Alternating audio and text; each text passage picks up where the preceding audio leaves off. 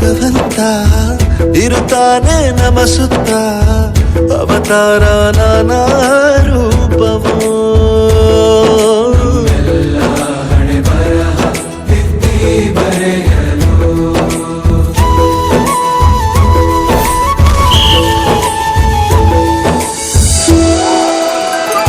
ಬಾಳಲ್ಲಿ ಲೆಕ್ಕ ಎಷ್ಟು ಮುಖ್ಯ ಎಂಬುದ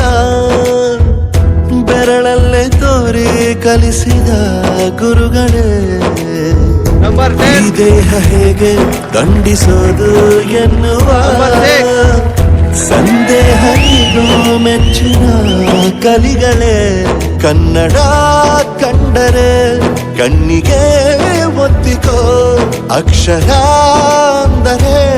ಅನ್ನಕ್ಕಿಂತ ದೊಡ್ಡದೆಂದ ಗುರುವೇ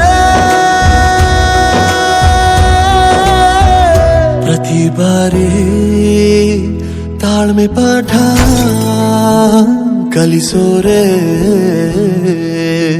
ಗುರುಗಳು ನಮ್ಮ ಗುರುಗಳು